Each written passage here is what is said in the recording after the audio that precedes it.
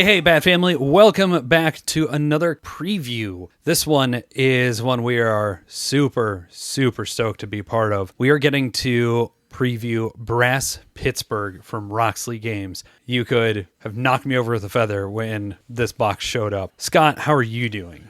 Speaking that Roxley's in my top 3 of companies, pretty bloody stoked. Jason? I'm ready to get on this choo-choo and let's go.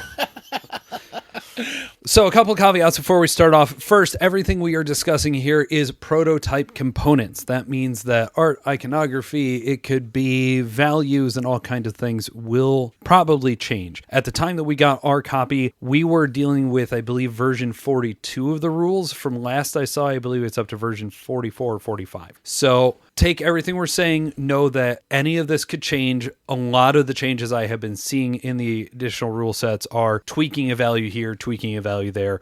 Largely speaking, the systems are in place. The other caveat here is we're going to do our level best to not compare this to Lancashire and Birmingham in this particular episode. Whether or not that happens, we'll see. But we will have an individual standalone talking about what are the differences between Lancashire, Birmingham, and Pittsburgh, and which one we would prefer in each category, what we like, what we don't like. So we will be having a strict comparison episode. That's just not this one. Right now, right here, what we are talking about is Brass Pittsburgh. So let's go ahead and get into that. So, learning curve and ease of teach. It should be noted that we have all played Brass Lancashire and Brass Birmingham before that. So coming into this was kind of a mixed bag because we had prior knowledge. I did end up playing with somebody who had never played any brasses before, and so I can't speak to that. But how did you guys feel? Scott, how did it feel to come into Pittsburgh? Coming into Pittsburgh, especially after getting done with Birmingham, it felt like really good, honestly. When you go through the series, if you get the ability to do Lancashire and then Birmingham and going into Pittsburgh, they build off of each other. Mm-hmm. And so, like, I think I had the training wheels on for maybe a turn and then went, okay, yeah, I remember what I'm doing. Mm-hmm. And you just kind of go back at it. And I think it was really nice. Jason? I really like it, and I thought it was a nice fluid momentum going from 1 to 2 to 3 in that sense. And even though it was a bit humbling because every once in a while I had to look at the cards and then look at the map going, oh man, where is this one? Considering we are Americans and still not knowing where everything was on the map, it's okay. I thought that moving on to this one, it had some really cool evolving pieces from each of the other two that made it just feel like a good distilled version in the universe, along with still having enough space for both of the others to just have a really cool effect, especially with some of the new pieces that we have in here that we'll talk about in a minute. For me, the teach was interesting. The rule book is very clean, but again, it's in development, it's all the things. But for me to do a pure full teach, which I did for the 3-player games of this that I did, and then the update teach that I did for all the 4-player games that I taught, it was very straightforward. It is still one of the longest teaches that I have in my collection. There's just so much going on, and there's so many little interactions that making sure you understand that your players understand how the link system works, that network is arguably one of the more important things you're going to do in your turn, and how that affects building, how that affects selling, all that. So making sure that all those systems are understood is very important, but actually getting the knowledge in your skull so that way you can then spout it back out is very easy to do. The rule books are not long, and thankfully each of them uses such a similar system that when I went into Pittsburgh, I was able to look at it and be like, okay, here are the differences. This is what I need to know. Great. So I think the teach, despite it being long, is not hard to do. It's just a lot to do. Yeah, there was enough new things. Because pretty much every action, except for taking a loan, has something different about it in this. So if you went from Lancashire to Birmingham, this is going to be very similar to that idea of if you have only played Birmingham, I think they stand up closest to each other. And if you know that rule set, you're going to be able to transfer a lot of it into the Pittsburgh rule set. But if you're coming into the game completely fresh, the players that had never played Brass before were very close behind in scores at the end of the game. They understood very easily.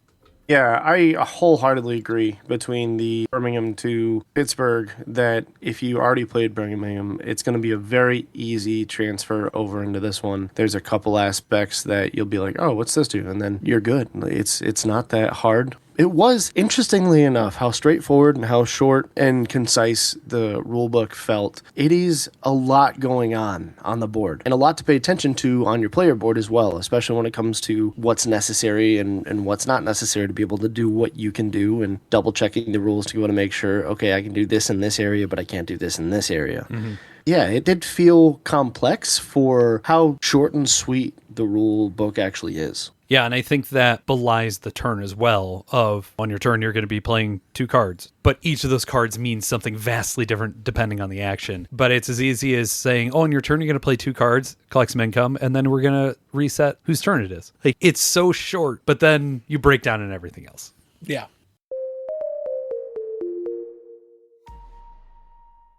Artwork, components, and iconography.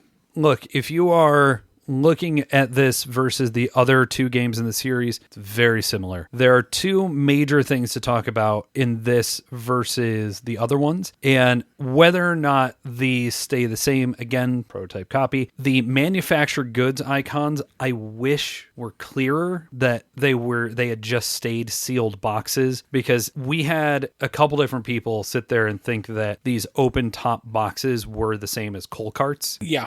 And I could see how you could get there, especially because none of the boxes repeat, which is really cool. But the box of lamps versus the box of sewing machines, at an easy glance, you're going to mix those up with the coal carts. And I totally understood why people did that. I thought everything looked nice, but I completely agree with the idea of the open boxes. There was a little small minor mix. It's, it's a nitpicky thing. It is. But for a game that is as eminently readable as this, true, for being as small as it is, and again, the art on it looks great, it just stands out in a way that it wouldn't in other games because of just how precise it all is. True. I think one thing that I noticed within all 3 of the games that we played, especially with our buddy Clarky, was that with this one in particular, it was a little bit more complicated to look at some of the required goods that you have in here, and it was easier if you have a color complexity issue or any like colorblindedness to mix up some of the requirements, especially if you look on your player board. There were a couple times that we did like a little bit of a coach to be like, oh no, this one's coke, it's not iron or steel or any of those kind of things, just to go ahead and make sure that he knew what he had to go ahead and put out there. And I feel like maybe one of the other things that I would, I guess, implement for that is having either like a little initial on it or maybe a symbol rather than just the color itself.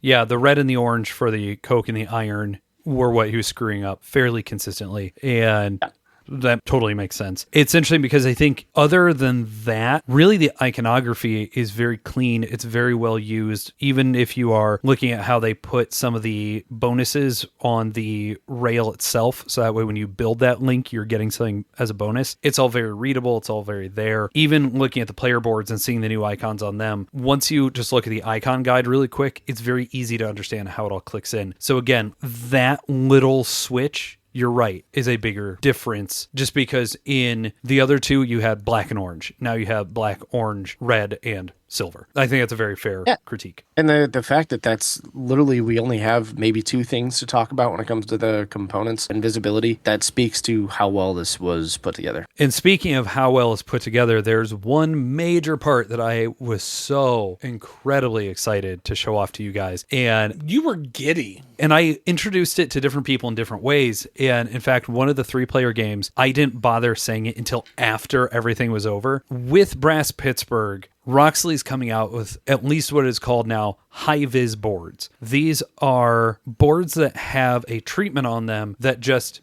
destroy glare. There is none from downlighting. It is just readable across the board. I have the Lancashire board sitting open in front of me right now, and there is that glare across it where the, what is that, Macclesfield down there is faded out. Right next to it, I had the Pittsburgh board, and it is clean and clear as day. It is incredible how well this treatment works, and I am so excited for more people to see this. I have known about this since Gen Con. I have been biting my tongue on it since Gen Con because it's so impressive how in any lighting, it's just readable. It's so cool. Yeah, I was not expecting that because when we played, you showed me beforehand and you were like, so you know anything about the board? I'm like, yeah, I love how the look of it is. Just like, everything seems clearer. And then you tilted the board and I went, huh? And then you grabbed your cell phone and turned on the flashlight and there was nothing there. And then I went with my flashlight from a different angle and neither of our lights were doing anything to the board. And it's still crisp. It's clear. It feels good. There's nothing about having the board feel sticky or anything. It's just readable and it's so nice. And it just has it pop off the board in such a way that even the other two games, with as pretty of maps as they are, they just don't look as sharp.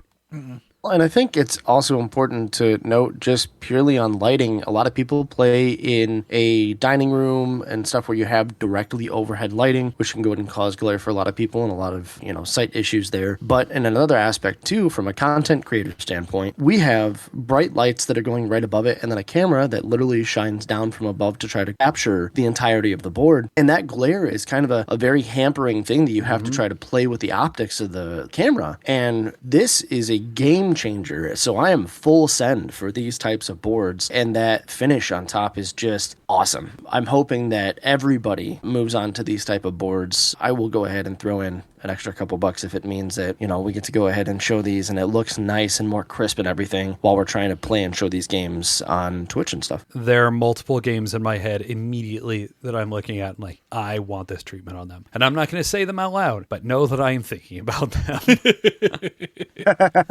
They know.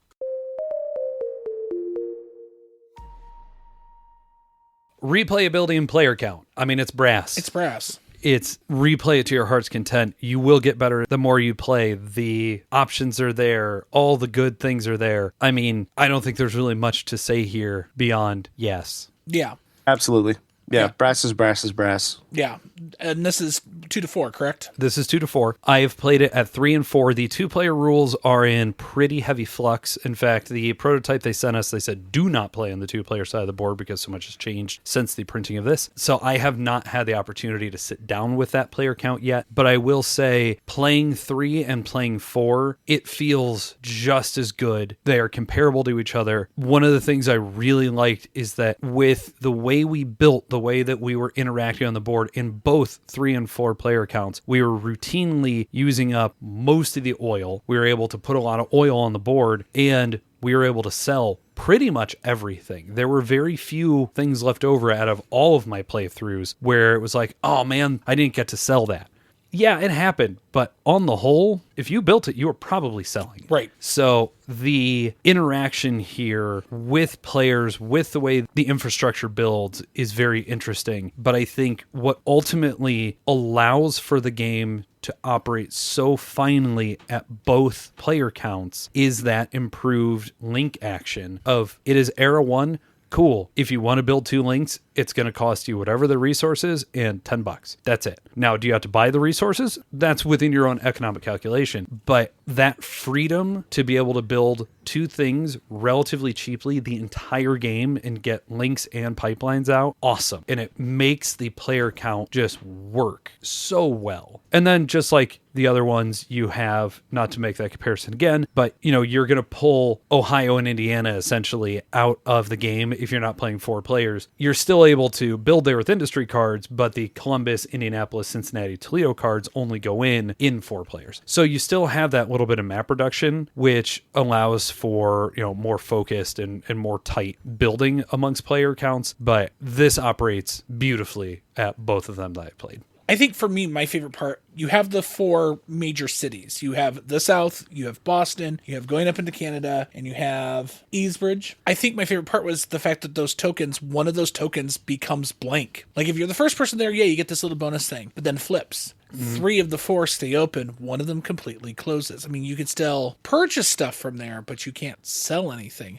And I think it's a beautiful little switcheroo. Yep. Because it changed things, because we were all up that way, and all of a sudden it went boop, and we went, Oh, And yet it was still important to be connected up there because the coke and the steel are up there. yep. Yeah. It was brilliant. Yeah, the quality of life update of just being able to go ahead and put out 2 links just by throwing an extra 10 on there and having your required goods is huge, especially with all of those markets just essentially being in all the cardinal directions. It was fantastic to be able to go ahead and make sure that, oh, okay, maybe I don't have this right now. I'm not stuck here, because by a couple rounds in, you're pretty well in and connected to most of the markets. So you don't have to worry too much about, okay, I don't have this, but I can go ahead and buy it from this market. And then maybe my second action is building this thing over here where I can go ahead and essentially flood the market with my goods and make my money back on it. And that is awesome. It just made for so many cool A and then B moves that were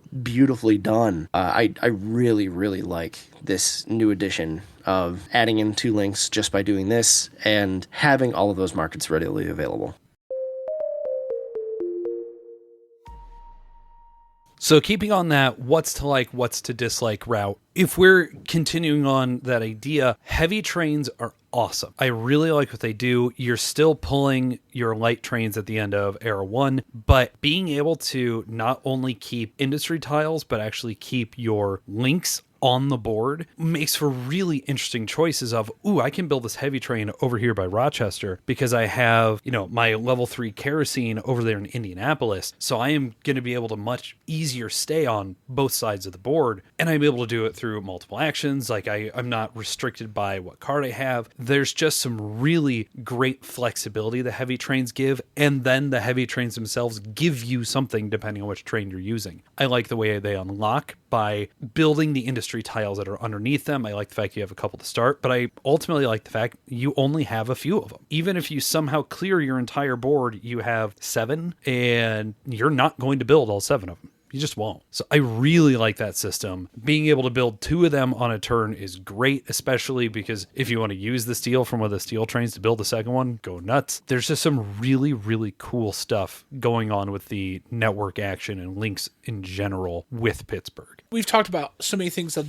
what we like. I mean, the double links is awesome. I think I also appreciate the fact that some of your buildings, when they flip, create more links. It seems like there's more. You mean the link bonuses? Your link bonuses. Mm-hmm. Like there's more of those buildings when you get done flipping them over. They become more valuable than just the points, because I don't remember if it was in Lancashire. Every building, if it had one, was only worth 1. Birmingham is one where they were 1 or 2, generally speaking. Yeah, and I just felt like the higher you went, the more that these were in, and especially if you build your skyscrapers, they were definitely worth 2. Yeah, I think the level 5 skyscraper was 5. Yeah. I really like that as well. The fact that income reduction is now a cost is something I actually really enjoyed quite a bit. There was one game that we played that I think I stayed within 3 to 6 income for 90% of it because I kept using it for other things. Mm-hmm.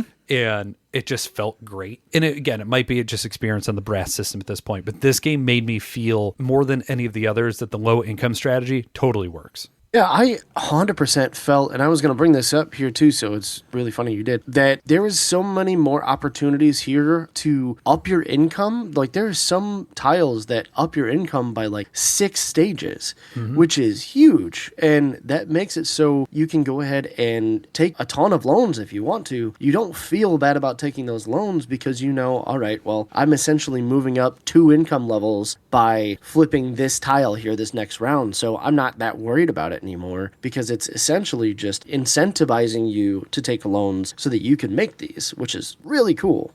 Crown Jewel Industries, I think, are awesome. In all the plays that I had of this, we definitely went after the polyphase capacitor, because not only is it an upgrade, which is, from what I can tell from the rule set, a replacement for overbuild, where it is essentially the same idea as overbuilding, but now you are scoring the points for it instead of just throwing it away, which I really like that because it means that your score tracker is actually moving through the round as well, which is fun. And you can really do a lot of points off of that. But that particular crown jewel, when you build it, just gives you your income twice. That's essentially a free loan without a downfall. There's some really neat stuff of, I'm going to build towards this and make something happen. The fact that the oil fields, which normally cannot be owned by anybody, you own the pipelines, but the field itself isn't. If you're able to get up to that oil city, not only is it your oil city, you're putting 3 more barrels of oil on the board that everybody has to really look at, because if that thing flips, not only are they giving you 10 points, they're giving you $40. That's huge. So the idea of let's race down a track and get to the pinnacle of it isn't just, oh, let me score a bunch of points. It is income, it's money, it is all these extra layer of choices, which are just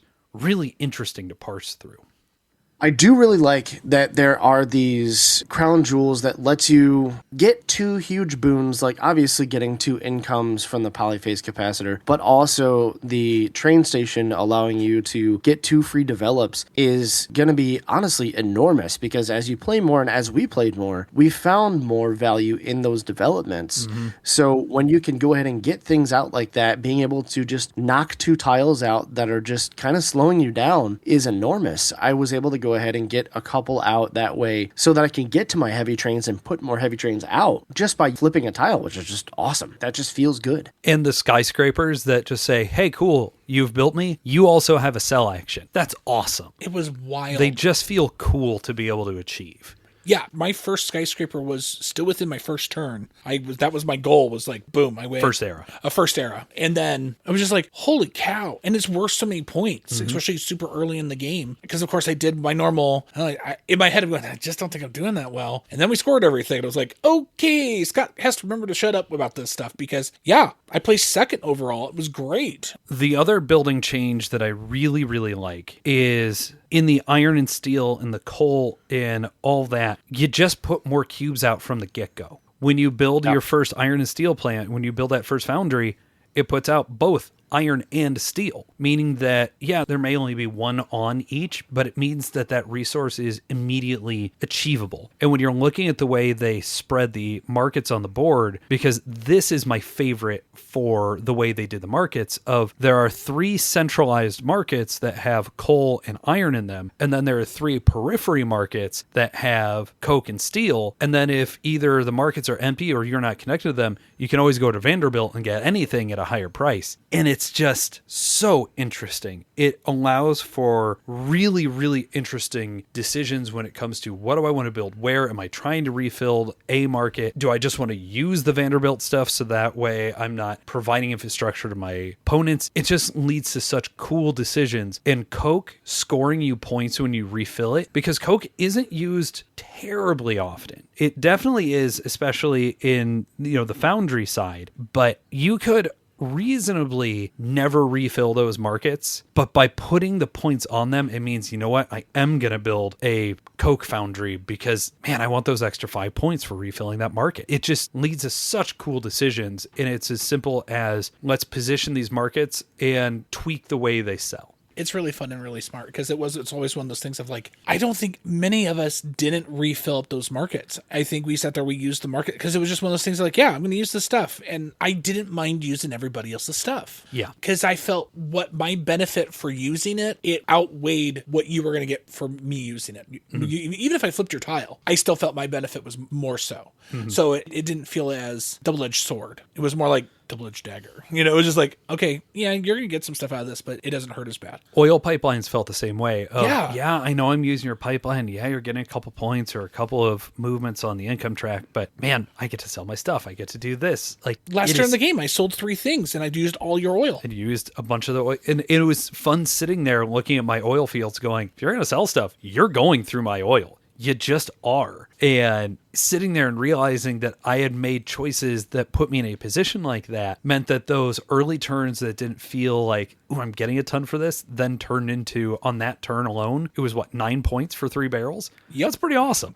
Not too shabby there, friend. Oil was a really cool addition into this, and I feel like it took the place of where Birmingham had beer. And I know that there's another thing we'll talk about here in a minute that is a close aside, at least thematically, but it just feels like oil took the place of beer in a much, much better way. And the cool part about that was being able to build those connections early on to say, these are my oil fields. At some point, we're going to go through them, whether it's I'm going through them or you're going through them, I know that I'll be able to go in and make that benefit. It just has this really cool thematic feeling of I'm putting an investment down to go ahead and get a return for later, that in an economic game like this, you are feeling that theme even more so than I had felt in the other ones. And I feel like that's a really, really cool kind of an addition to it, where beer didn't feel as much of that way. Oil definitely felt more along the lines of a cool feeling. Instead of it being like, oh man,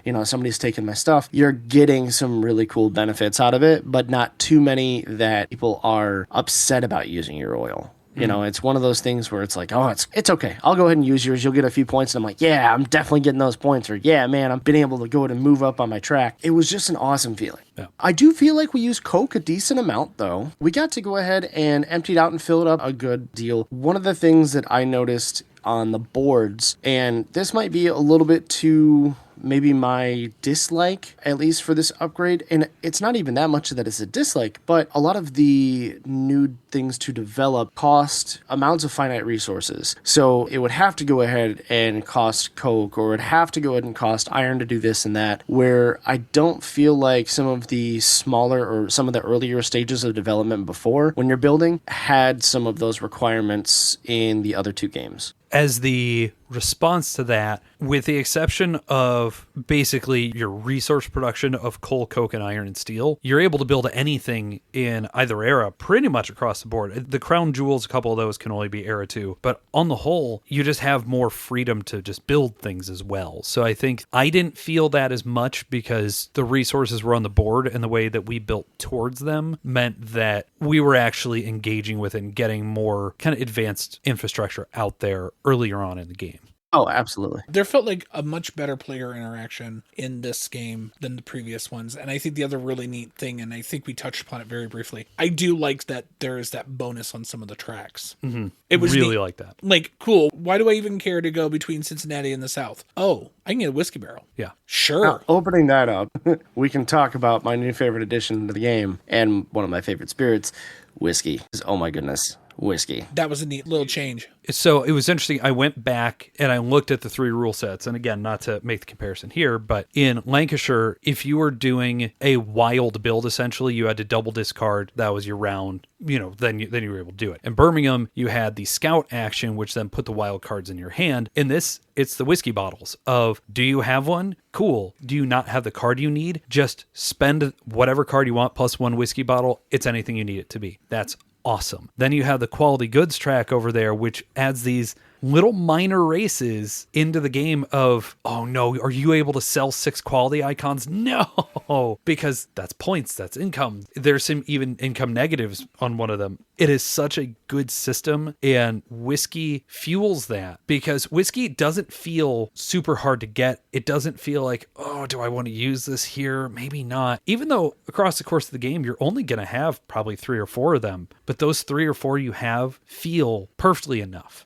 So when you're upping your quality by using whiskey is another really cool strategy, because when you have those 3 bonuses on the bottom left of the board, some of those are huge things that you can get from making massive sales. And I banked a few whiskeys up that way so that when I was able to go ahead and make a sale from just 1 or 2 tiles, I was able to go ahead and spend those whiskeys and unlock one of those big benefits. And that was just an enormous play for me. It got me a ton of money and some really good movements just on 1 action. And it felt so good to see those things come to fruition. Yeah, that star system helped push me to develop more than I have in other games. And again, part of that is at this point, I have played more brass in the last 3 months than I have during the entirety of the rest of these games existing. But that idea of, you know what, I could build my level 3 kerosene, but if I develop those away and then I'm able to sell 2 of my level 4s and I have a whiskey bottle, man, bam, there's the 5-star one right there. And that's great. It's 1 little token with 1 little icon on it, but boy, it just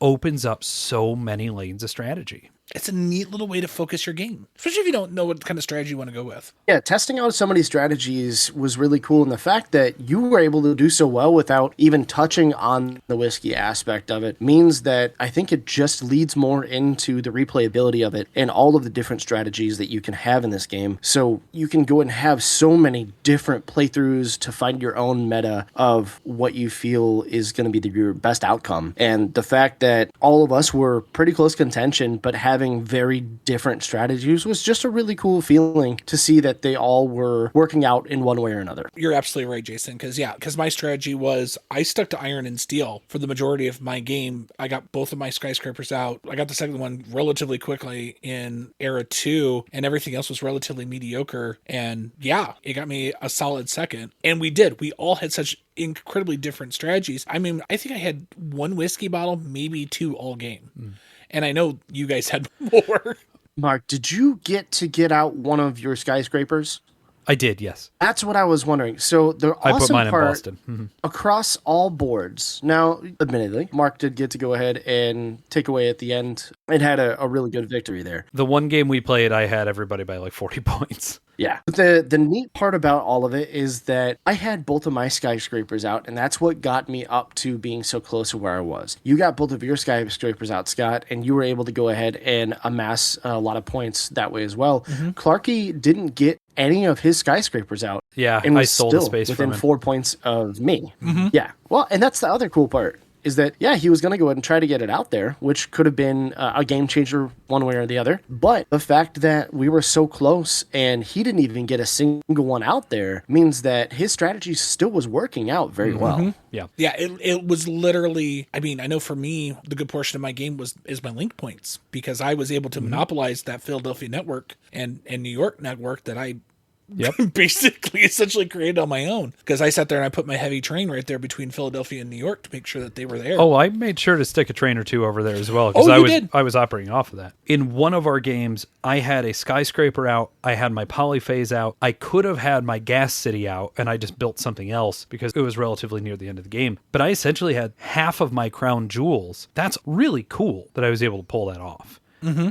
The fact that you could even get to that point and not be just scraping pennies, again, felt really, really cool. That said, if you don't like brass, this is not going to change your mind. I think if you are looking for a game that is the same weight as Birmingham, you're going to be disappointed. Because to me, Pittsburgh feels kind of a halfway point between Lancashire and Birmingham, because it has a lot of the complexities that Birmingham has without really any of the knives. I'm using your oil, you're still getting good stuff for it. If I use your beer in Birmingham, I might just be sticking you and there's nothing you can do about it. So I don't mean to make a comparison here, but I think it's very important of, should you look at Pittsburgh, do you like how mean, how economically tight, how I have to be precise Birmingham is? If so, you might not like Pittsburgh because there's so much more flexibility here. The player board and the markets are more similar to Birmingham, but it has more of that kind of laissez-faire feel of Lancashire, because, there's only, generally speaking, 3 cities I'm going to be able to sell to over the course of the game, but because the network develops so rapidly, it's a lot easier to get into them. And so it,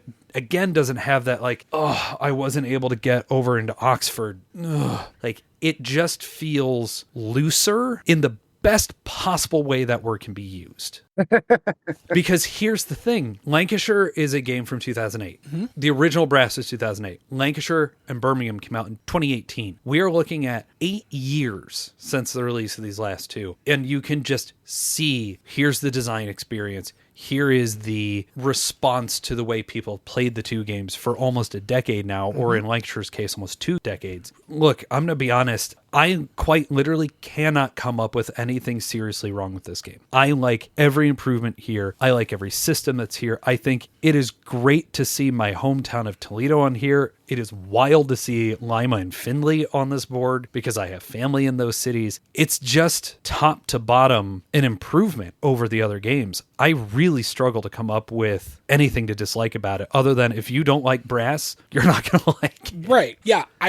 What makes me absolutely love Pittsburgh is that you're absolutely right. It is education. It's the knowledge and the wisdom of what these games had beforehand and making that perfect merger into a game that feels like it's going to be just as tight. I really feel that the tightness is almost the same as Birmingham in some aspects, but without as huge of a knife fight. I loved the player interaction. And that's the biggest thing for me, is that if I'm playing a game, I want to play the game with my friends. And I felt like every single step of the way, I was playing with you guys. We were all coming up with our own strategies, and it felt like we were all together enjoying this experience, where unfortunately I did not have the same experience with Birmingham. And I had that with Lancashire as well. And it's just like, this is what I wanted. This is what I wanted my experience to be with Birmingham. Yep. And I got it here in Pittsburgh.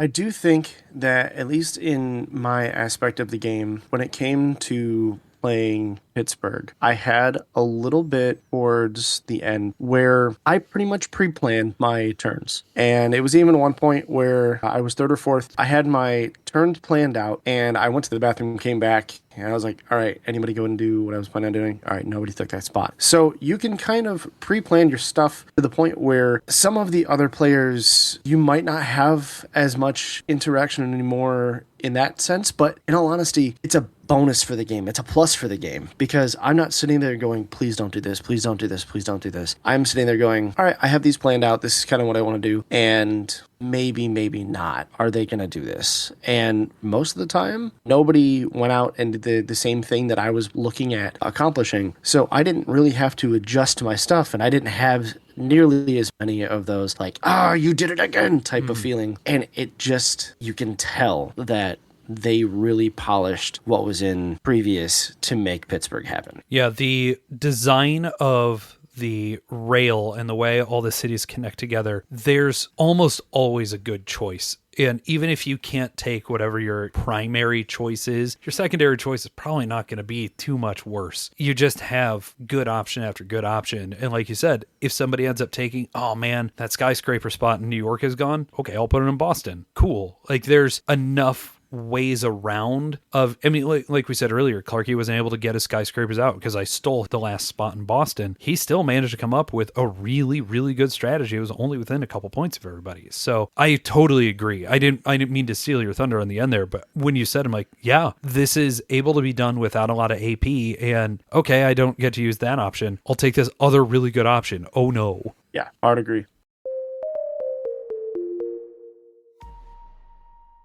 I think we basically covered our final thoughts there in that last section. So we'll just say this here. Oil and whiskey's where it's at, bud. So Brass Pittsburgh is based on the brass design from Martin Wallace. This is Gavin Brown designing, and this is hitting Kickstarter on March 24th. You should be hearing this on or about that date, but the Kickstarter link will be in our episode notes. There's some other really, really cool things coming out with this campaign that we are not going to spoil for you. So honestly, get hyped, guys. We've been playing a lot of brass ever since the end of 2025. It has come out an enormous amount, and I'm over the moon on this one. I really, really am. So thank you so much to Roxley for letting us take part in this. Go check it out. Go check out other content creators and their videos. Go watch some playthroughs on it, and make sure you go and back it on Kickstarter on March 24th. And with that, we will catch you on the next one. All aboard!